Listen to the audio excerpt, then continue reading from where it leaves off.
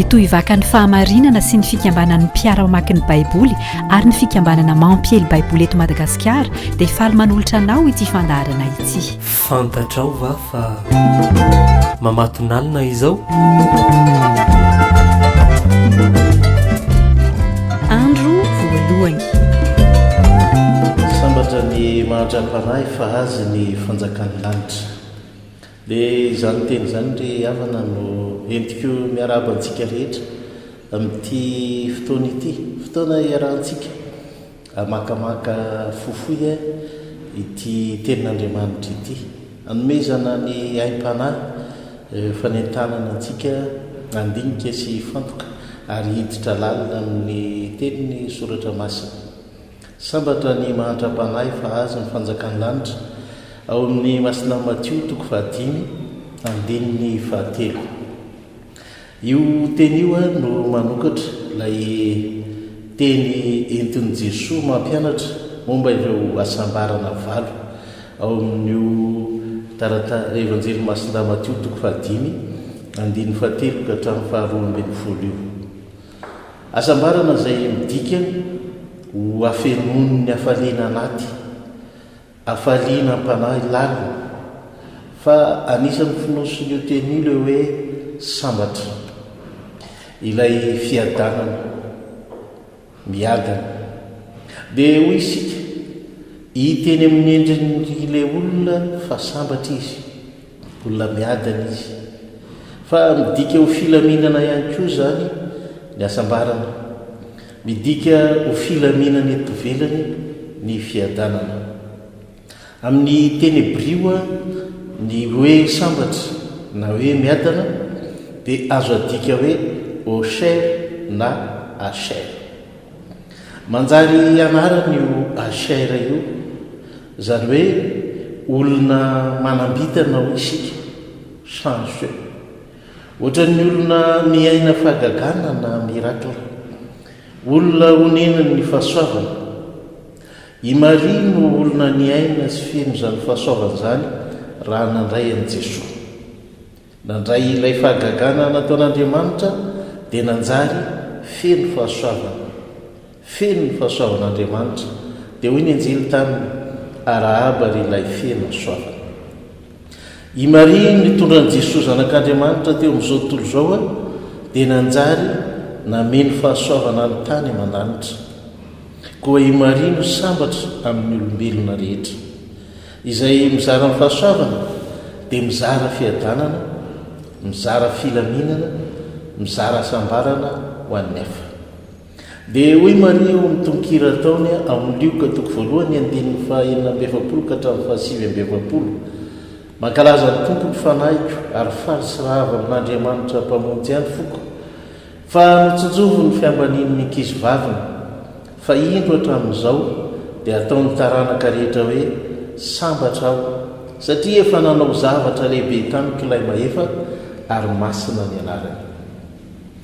Teny manandanja, teny mahery ireo ambaran'ny Maria ireo, izay ilazany ny fiasan'ny fahasoavan'Andriamanitra ho aniny, faly sy rava amin'Andriamanitra mpamonjy ny foko. Tsy azo saraina amin'ny hafaliana sy ny aravoana ny asambarana, ary Andriamanitra mahefa ny zavatra rehetra eo amin'ny fiainana no tena mameno asambarana sy hafaliana ary aravoana tanteraka sy maharitra.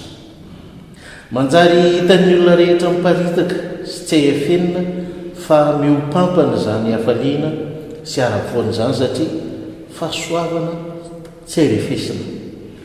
Amin'ny teny latina dia laetisia no ilazana izany hafaliana sy aravoana izany, ka manjary anaran'ny ankizy vavy maro izany atao hoe laetisia izany. Ny dikany dia hoe fifaliana na aravoana amin'ny teny malagasy. Fa nahoana moa Jesoa no miteny sy mampianatra ny olona izany asambarana izany, ary io no entiny manokatra io fampianarana nataony teny an-tendrombohitra io. Nahoana no manjary fototry ny asambarana, ny alemem-panahy, ny fahantrana am-panahy. Toy ireo zanak'ajody rehetra dia olona notezay ny fampianarana tamin'ny lalàny Jesoa no volavolainy ny fanekem-pihavanana nataon'Andriamanitra tamin'ny vahoakany ary malala ihany koa ny lanjany ny didifolo na lalàny ny fanekem-pihavanana. Ny fantranam-panahy no manokatra ny fampianarana momba ny asambarana. Mitodika amintsika ny bokyny Deutéronomie na Deutéronomie ao amin'ny toko 10:12 ka hatramin'ny 15 izay manao hoe: ary ankehitriny ny Israely, inona moa no angatahiny Tompo Andriamanitra ao aminao afa-tsy ny mba hatahoranao ny Tompo Andriamanitra ao amin'ny fizoranao ao amin'ny lalany sy ny fitiavanao ary ny fanomponao amin'ny Tompo Andriamanitra ao amin'ny fonao rehetra, amin'ny fanahinao rehetra, ary nitandremanao ny didin'ny Tompo sy ny lalàny izay andidiko anao mba ho sambatra ianao. Hitantsika ao anatin'ny teny atany amin'ny Deutéronomie ilay asambarana amin'ny fiorenana amin'ny lalàna. Ankehitriny isan'andro na anio mandrakariva ny fiainana amin'ny fanarahana ny lalàna izy Tompo. Avaoziny isan'andro ny fanajana sy ny fitiavana ary ny fanompoana azy mba tsy hivadika na hanadino ny fitarihana antsika. Ahorina mafy ao amin'ny fo sy ny fanahy rehetra izany isan'andro.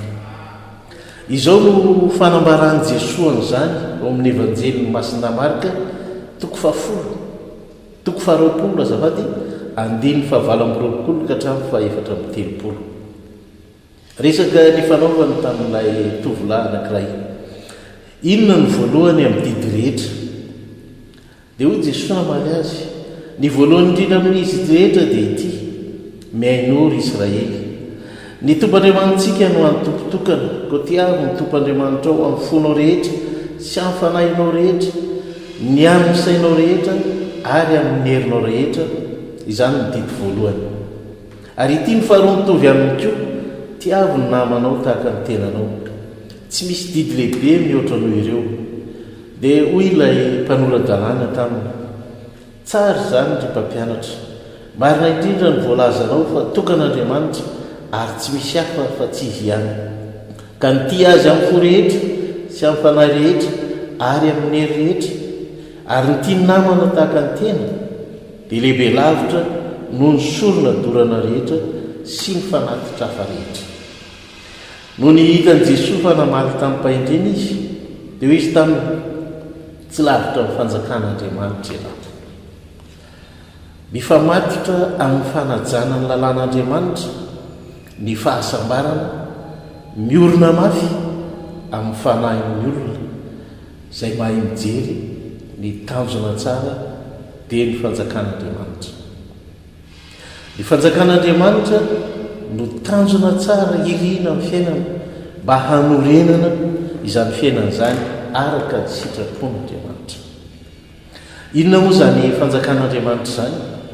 Ao amin'ny Romanina toko 4:17 dia izao no voalaza: fa ny fanjakan'Andriamanitra dia tsy amin'ny fihinanana sy ny fisotroana, fa fahamarinana sy fiadanana ary fifaliana ao amin'ny fanahy masina. Fahamarinana, fiadanana ary fifaliana. Ny fahadisoana eo amin'ny fiainana, raha mety ho fahadisoan-kevitra lehibe amin'izay heverina ho fanorenana sambarana, dia mamitaka ny olona. Io fahadisoan-kevitra io mahatonga antsika sy mahatonga ny fiainana ho variana amin'ny zavatra tsy mahari-pototra, zavatra ivelamelany, zavatra ravindraviny fotsiny. Dia manaiky hoentin zavatra ny olona, fenona faniriana hafa ny fony, ary ao ny mivarotra ny fanahy. Dia mifikitra amin'ny sambarana tsy izy, mitaky fahasambarana amin'ny zavatra mandalo na fahafanto amin'izay eo ihany, amin'ny asambarana mambabo fo fotsiny, tsy maharitra ary tsy mety mioro-pakalalina ao amin'ny fo sy fanahy. izany fahasambaran'izany anefa no ambaran'izao tontolo izao sy ampianarina. Izany fahadisoan-kevitra izany no hitarian'ny olona hany ka tsy manana ny fanjakan'Andriamanitra eo anivony izy, ilay fanjakan'ny rariny sy nitsiny, fanjakan'ny fahamarinana sy ny fiadanana.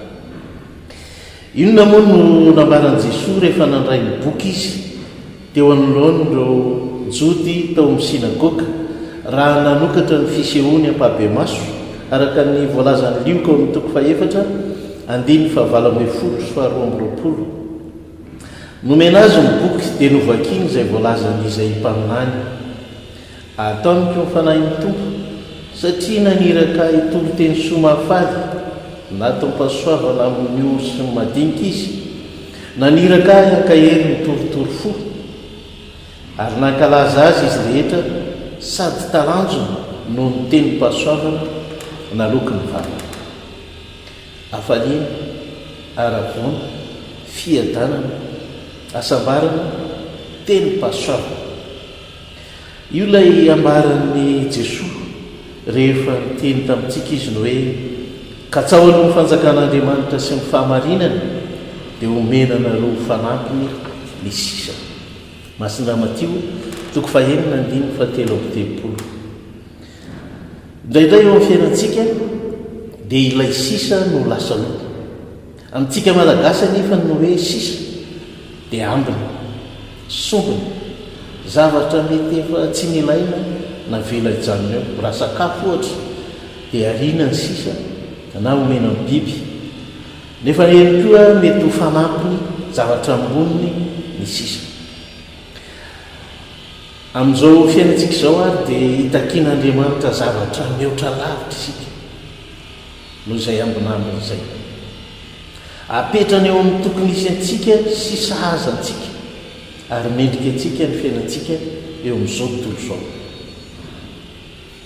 Raha toizina io evanjely izay vakina amintsika io, angalana nyity fampianarana ity ao amin'ny toko 7:20 ka hatramin'ny 9:20 dia izao no toyany: ianareo no fanasin'ny tany, fa raha ny fanasina ny tonga matsatso, atahoana no hafanasina azy indray. Tsy azo atao eo inona intsony izy fa dia ariana ny elatrano hitsariny olona. Ianareo no fahazavan'izao tontolo izao, tsy azo afelina izay tanàna miorina eo an-tampon-tendrombohitra ary tsy misy olona mampirehitra jiro ka mametraka azy ao ambanin'ny vata famarana, fa eo ambony fanaovan-jiro no ametrahany mba hanazava azy rehetra ao an-trano. Aoka zavy eo mason'ny olona tahaka izany koa ary ny fahazavanareo mba ahitany ny asa soa ataonareo ka hanomezany voninahitra ny rainareo izay ny an-danitra. Inona no ambaran'izany? Inona ny dikan'izany amintsika ankehitriny? Raha iverenantsika kely ilay fampianaran'i Jesosy amin'ireo asambarana valo dia ilaila zany amintsika hoe sambatra ny mahatra-panahy fa azy ny fanjakan'ny lanitra, dia mitaona antsika izy, miantso antsika ho vavolombelona sy iraky ny fanjakan'Andriamanitra eo amin'izao tontolo izao. Omena fahafahana hitondra ilay asambarana maharitra, tsy manodoka ary tsy mamitaka isika. Omena fiainana iorina mafy ao amin'izany aim-panahy ny vaovao mahafaly izany. Manjary herim-panovana sy fanorenana ao antsika izany herim-panahy izany ho herim-po matanjaka hoentintsika, ahatonga antsika ho mpizara faliana, ho mpitondra ravona, hizara fiadanana sy asambarana ary hampanjaka sy ho mpanorona ny fahamarinana, fa indrindra hampitosaka ny fahasoavana izy tompo, fa izay fiaino ihany no afaka mampitosaka izay mihoatra ho aminy. Izany no ambaran'ny Maria rehefa nanao ilay vavaka izy nandray an'i Jesosy. Faly sy rava ao amin'Andriamanitra mpamonjy any ny foko ary indro ataon'ny olona rehetra hoe sambatra. Tsy fiovana fitondrantena fotsiny ary izany hoe